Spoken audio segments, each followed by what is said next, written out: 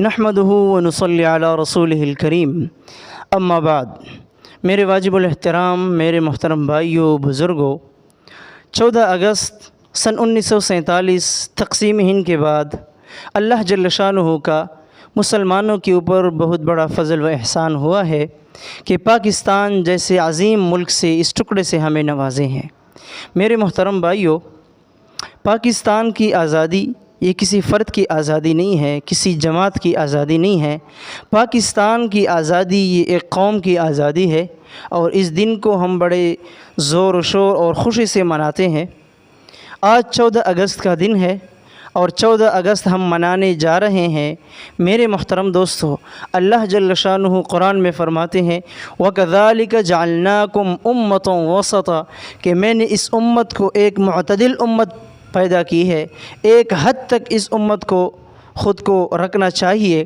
میرے محترم دوستو، جب اللہ نے ہمیں معتدل امت پیدا کی ہے، علماء تفسیر میں لکھتے ہیں کہ یہاں معتدل سے مراد کیا ہے کہ میری امت کو، میرے بندوں کو خوشی میں زیادہ حد سے بڑھ کر نہیں ہونا چاہیے، اور غم و پریشانی میں بھی زیادہ حد سے بڑھ کر نہیں جانا چاہیے۔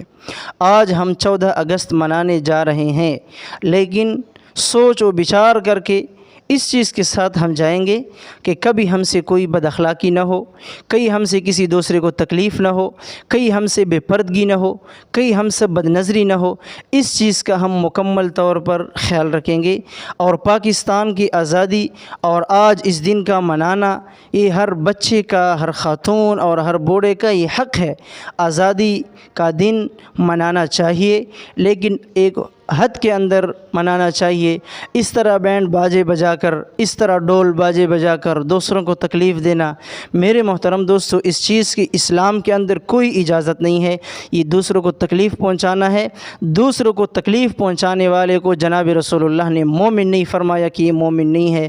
میرے محترم دوستو، ہم اس چیز کا خیال رکھیں گے، دوسروں کا خیال رکھیں گے، دوسروں کو تکلیف نہیں پہنچائیں گے، بینڈ باجے نہیں بجائیں گے، اللہ کی نافرمانی نہیں کریں گے، اللہ کی ناشکری نہیں کریں گے، بلکہ 2 رکعت نفل پڑھ کے اللہ کا شکر ادا کریں گے کہ آج ہم پاکستان کے اندر پرسکون زندگی گزار رہے ہیں۔